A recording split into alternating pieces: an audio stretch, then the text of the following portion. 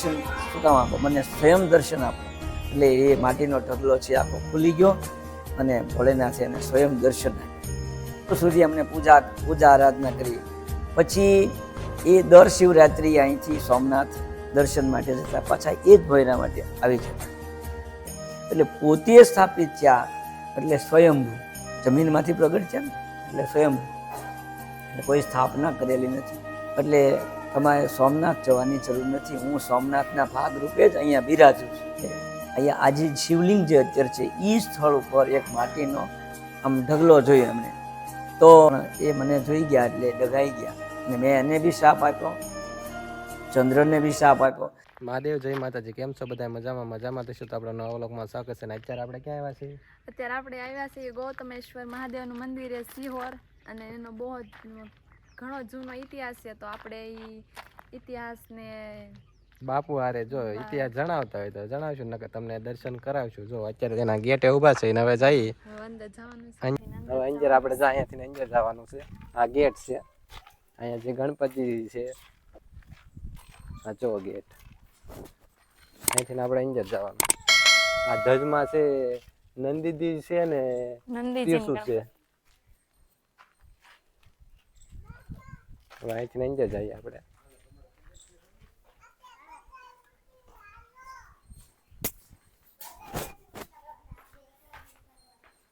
તો આપણે અંદર જઈએ અહીંથી અંદર.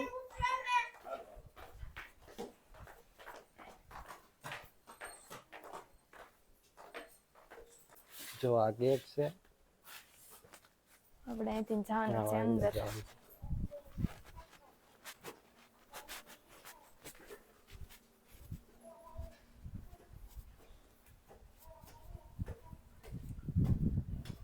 અંદર મંદિર છે, અંદર છે આમ જમીનમાં એવું લાગે. અને આ મહાદેવ છે ને એ સ્વયંભૂ છે. નીચે છે ક્યાં?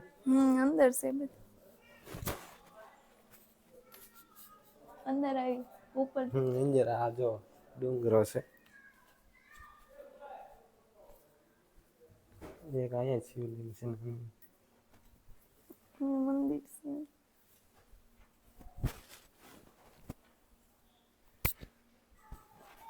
જો મંદિર છે, મહાદેવ બેઠા.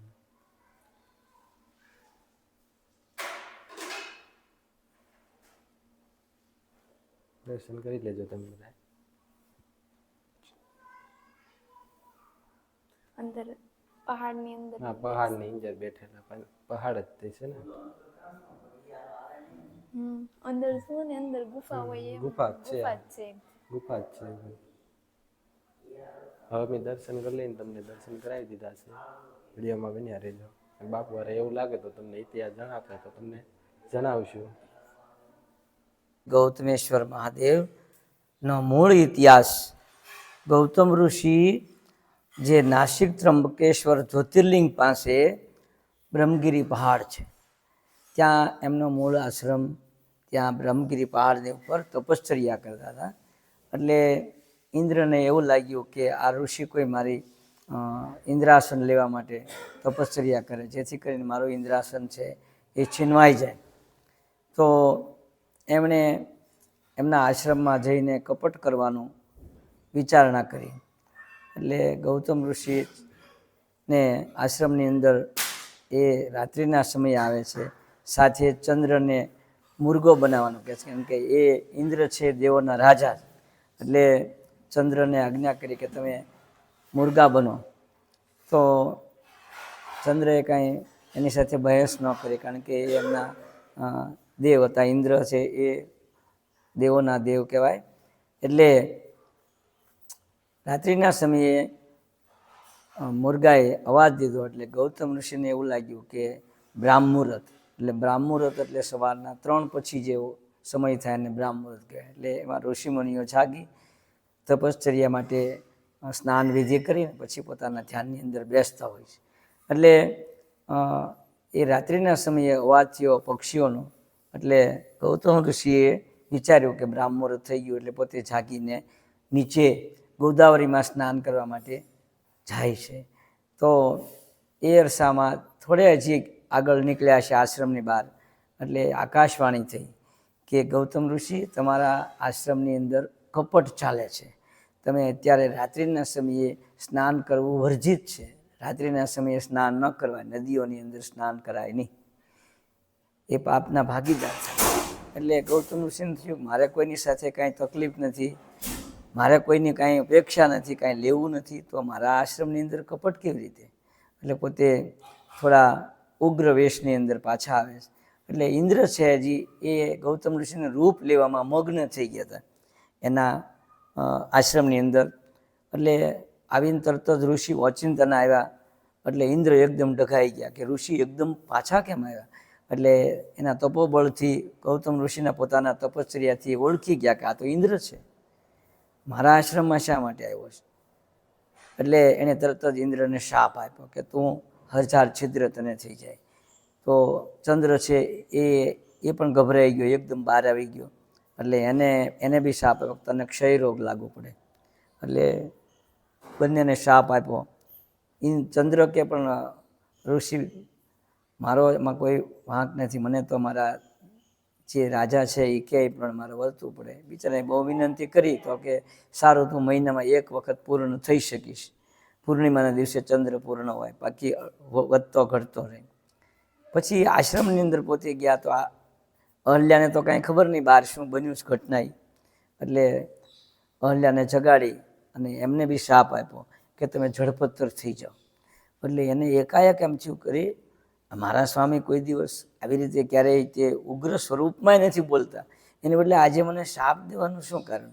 કાંઈ વાંધો નહીં, મારા પતિ છે એટલે હું એની સામે બહેસ નહીં કરું. એટલે પોતે પાછા સ્નાન વિધિ કરી અને ભજનમાં ઋષિ બેઠા, થોડા શાંત થયા. એટલે અહલ્યાએ આ વાતની ચર્ચા કરી કે આપે રાત્રિના સમયે મને શાપ દેવાનું કારણ શું?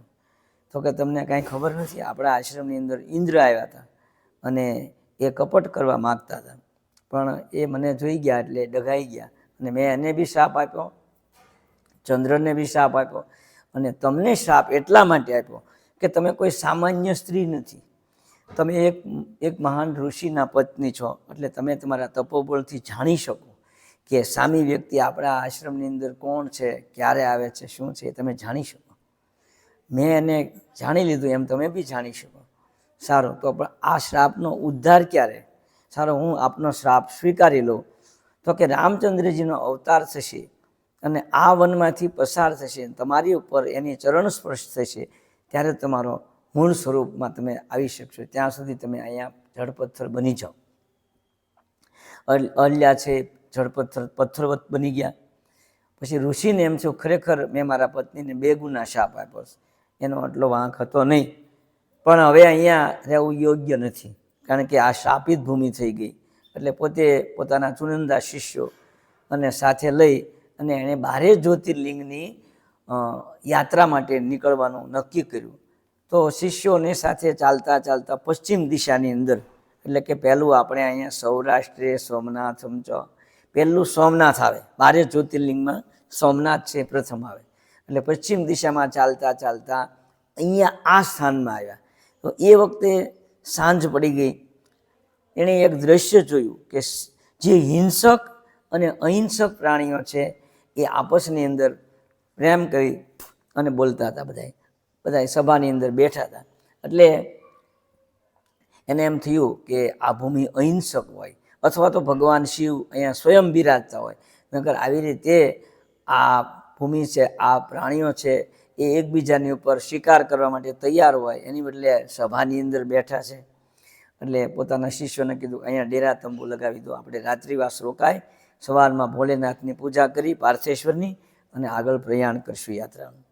સવારમાં પોતે બ્રાહ્મ મુહૂર્તમાં જાગી અને ઋષિ એ વખતે સાથમાં શિવલિંગ ન હોય એટલે માટીનું શિવલિંગ, જેને શિવપુરાણમાં પાર્થેશ્વર કહેવામાં આવે છે, માટીનું શિવલિંગ બનાવી એની પૂજા આરાધના કરીને પછી જળની અંદર વિસર્જન કરી દે. એટલે પોતે અહીંયા આ કંદરાઈની અંદર આવ્યા. એટલે અહીંયા આજે શિવલિંગ જે અત્યારે છે એ સ્થળ ઉપર એક માટીનો આમ ઢગલો જોયો એમણે. તો એને એમ થયું થોડી માટી લઈ અને હું શિવલિંગ બનાવી લઉં.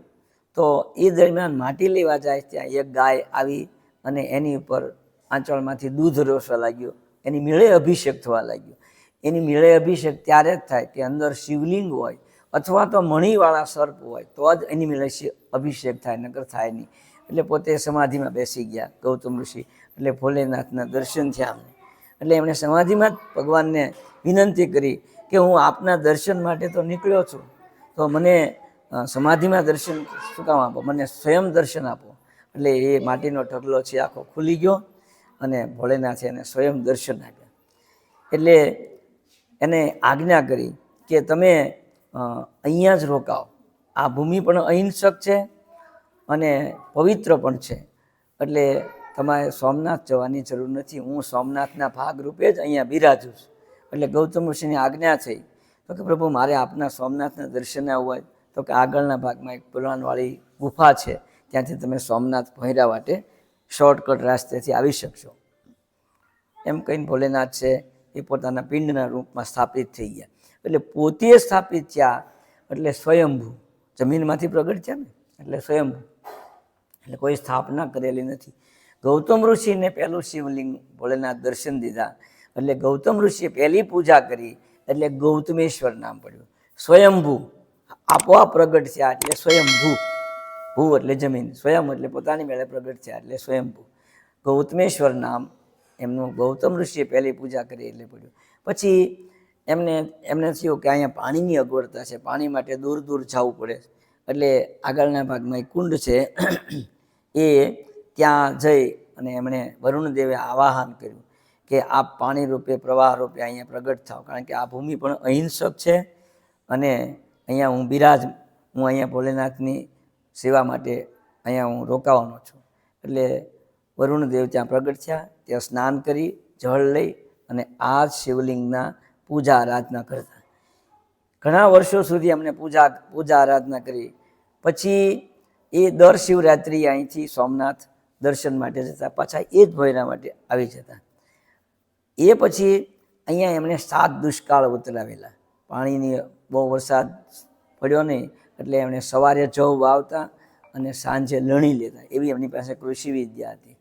જે અત્યારે તમે બધા કૃષિ વિદ્યાની અંદર જોઈ શકો કે આ રીંગણાને આપણે ઇન્જેક્શન દઈએ તો સવાર થાય છે મોટું થઈ જાય, એમ એવી કૃષિ વિદ્યા, મંત્ર વિદ્યા તો બધી છે જ તે, પણ એવી વિદ્યા એમની પાસે હતી. એટલે 7 દુષ્કાળ અહીંયા ઉતરાવેલા.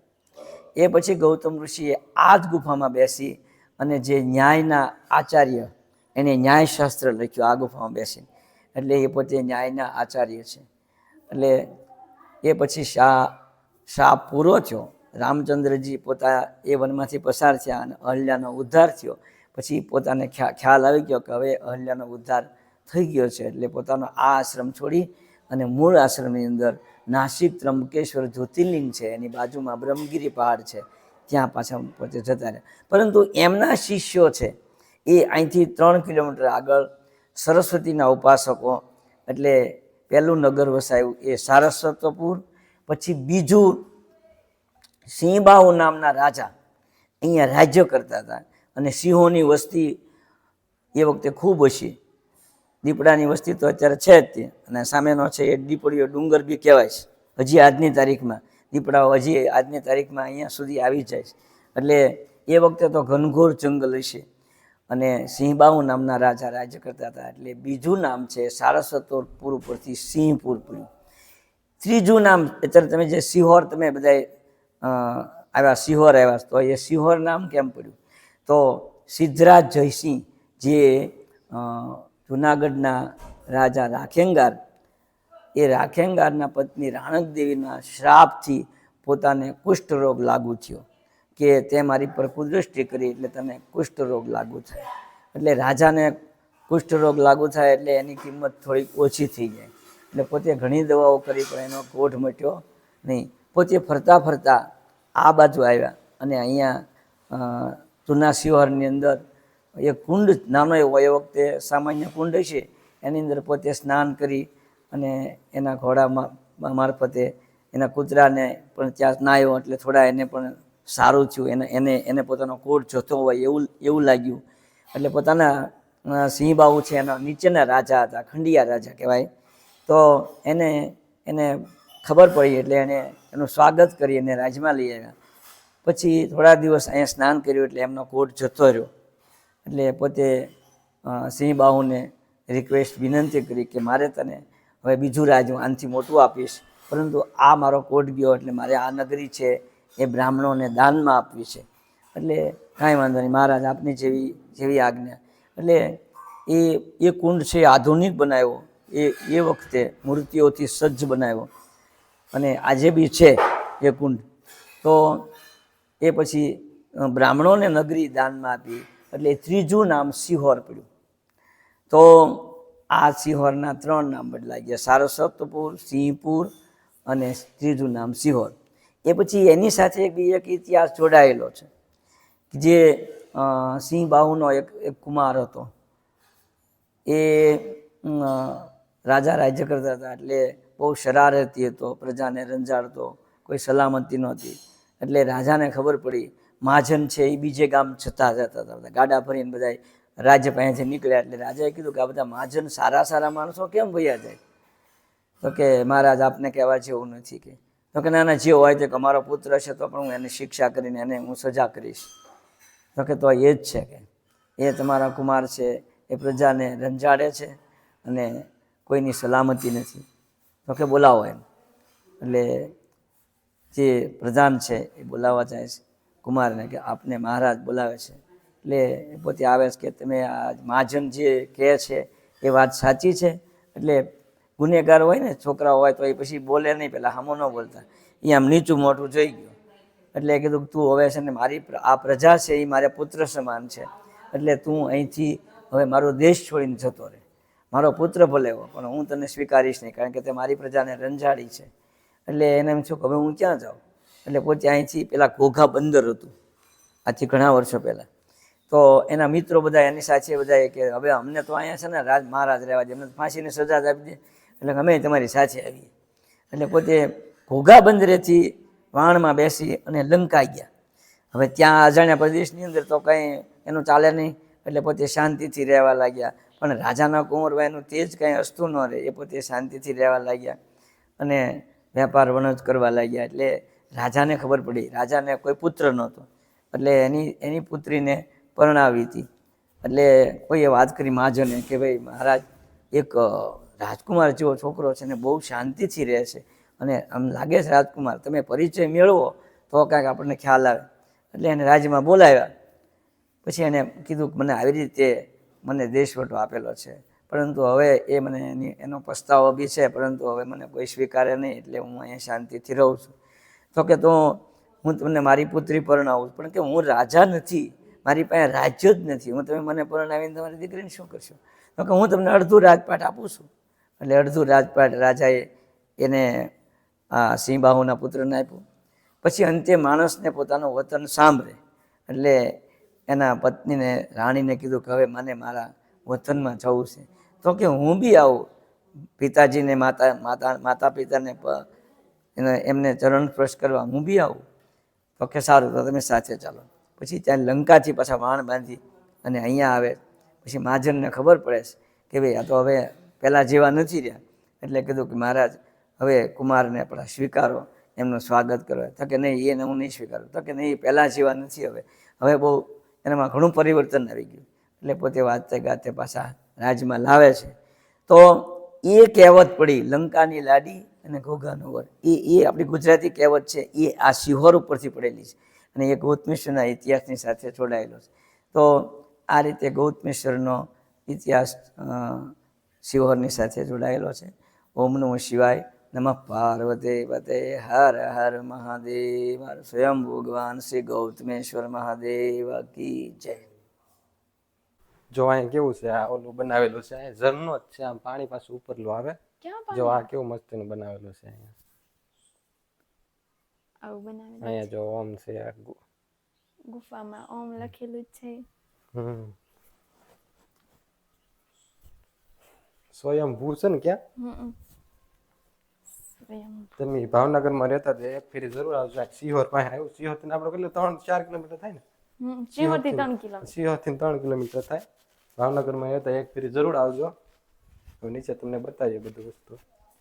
આ ડુંગરો છે, પછી આમ ડુંગરો છે અને અંદર આમ કોતરી એના અંદર ગુફા છે કા જોવાતું છે એનું ક્યાં નીચે જ. એની નદી આવી જતી છે કદાચ. હું તમને આવડો રસ્તો કહેતી. અહીં મસ્ત છે, લોકેશન મસ્ત છે આમ. એક ફેરી જરૂર આવજો, જો તમે લોકેશન જો.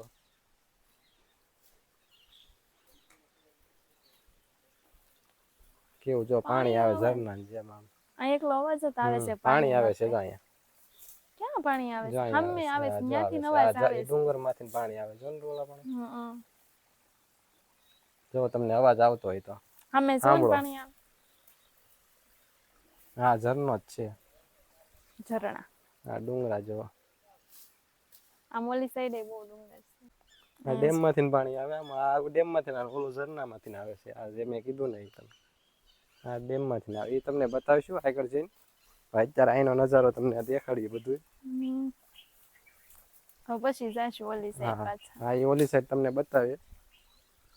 અત્યારે તમને અમે હમણાં આખું મંદિર બતાવ્યું. હા મંદિર બતાવ્યું, તમને દર્શન કરાવી અને અહીંયા જો લખેલું છે સ્વયંભૂ શ્રી ગૌતમેશ્વર મહાદેવ મંદિર. અહીંયા જો લખેલું છે. હા હા જો આ બહારથી આવું લોકેશન છે. મસ્ત છે, મસ્ત છે લોકેશન. તમે એક ફેરી આવજો, મજા આવશે એવું. આપણે ક્યાંક હિલ સ્ટેશન હા એવું લાગે, આમ શાંત એકદમ. હાવ આમ શાંત, આમ કાંઈ જરીએ નહીં. આમ પંક્ષી બોલે, સકલા બોલે, આમ શાંત બધું હાવ. ક્યાં ઈ છે ને આ છે ને મંદિરની પાછળનો રસ્તો છે. અહીંયા ક્યાં જવાનું? અહીંથી રસ્તો આવી છે. અને આ મંદિરના છે ને બે રસ્તા છે. બે રસ્તા. અમે તો ઓલી સાઈડ લે, આપણે સિહોર વાળા થી આપણે ડાયરેક્ટ ત્યાંથી આવીને ત્યાંથી એક રસ્તો. ત્યાંથી નમ આવ્યા. અને આ પાછળથી ક્યાં રસ્તો પડી? આ એક બીજો રસ્તો છે. અહીંથી નહીં જવાય. એ નથી ખબર હવે. અમે તો ઓલા રસ્તે લાવ્યા એટલે અમને નથી ખબર. તમને આગળ બતાવીએ હું નવું વસ્તુ છે. વિડીયોમાં જોડાયેલા રહેજો. બહુ મસ્ત છે. બહુ મસ્ત છે. એક ફેરી તો કદાચ અમુક જ આવ્યા હોય, બહુ બધા નો અમુક જ આવ્યા હોય. કેમ કે આ સિહોર અમે પેલી ફેરી આવ્યા અહીંયા. ભાવનગર માં રહી, તમને ખબર હોય, અમને એમને નથી ખબર. એટલે પછી અમે આવ્યા જો. કેટલું મસ્ત કેવું મસ્ત છે. અહીંયા જો કેટલું બધું પાણી ભરેલું છે. હા મેં જો ને ગેટ આચર ટોપરા પાણી આમ. એવું નો બોલ. આચર જ કહેવાય ને. આચું છે પાણી, હાવ આચું. અહીંયા ઉપર મંદિર આવી ગયેલા છે. અહીંયા મંદિર છે. અહીંયા તો મંદિર આવે ને અત્યારે અહીંયા બંધ છે. આ પહાડી ને આમ જોવો તમે લોકેશન એક ફરી જોવો તમે. આ મંદિર જો ડુંગરા ઉપર જ છે. ગુફામાં છે, આપણે દર્શન કરી લીધા ને તમે દર્શન કરાવ્યા છો. ગુફા છે. આવે છે સિહોર તીર્થધામ ધામ છે, નવનાથની ધામ છે. અને બધા આ મંદિરે આવે છે દર્શન કરવા ગુફામાં. અને ત્યાં ભોળાનાથનું મંદિર છે, બધા લોકો આવે છે. અને અહીંયા જો આ ગુફા તમને દેખાય છે ને, આ ગુફા અંદર જવાનું છે. અહીંયાથી જો અંદર જવાનું અને અહીંયા નીકળો તમે. અને જો જેને પાપ કરેલા હોય ને એ આ ગુફાની અંદરથી બહાર ન નીકળી શકે. એવું છે કે અમે તો જીન આવ્યા, અમે અંદર જઈને આવ્યા. તમને બતાવીએ. અહીંયા તો ઘણું આમ ફરવા લાયક છે. તમે આખો દી આવો ને આમાં તમારે કેમ કે ટાઈમ લઈને આવો ને તો મજા આવે. આમ ફરવાનું હોય તે મજા આવે એવું છે. લોકેશન મસ્ત છે. જો આ બધે મહાદેવ જ છે અહીંયા. હા ડુંગરાના પહાડ ને એવું બધું જોવા અહીંયા. હાવ શાંત વાતાવરણ. હાવ એટલે હાવ આવું તમને પણ શાંત વાતાવરણ બધે ન મળે. અમુક લોકેશન આવું. અને અહીંયા તમારે શાંતિથી મહાદેવની પૂજા કરવી તોય તે તમે અહીંયા આવી શકો. આ સોમનાથ બરોબર જ છે. મહાદેવ છે ને. હા જો સનસેટ થઈ ગયો હવે. જો તમને બતાવો અહીંયા. હવે તમને ઓલો કુંડ બતાવીએ. કુંડ જ છે. મસ્ત લોકેશન છે. એક નંબર લોકેશન છે. એક ફેરે જરૂર આવજો. સિહોર માં રહેતા એ તો કદાચ આવી જાવ. આવું જ અહીંયા બધા મહાદેવના મંદિર જ છે. બધા મંદિર છે અને બહુ મસ્ત છે. અને આમ તમને શાંતિ મળે એવું છે બધું લોકેશન. અને હાવ શાંત જ છે. આમ કુદરતી તમે જોઈ લો ને એવું.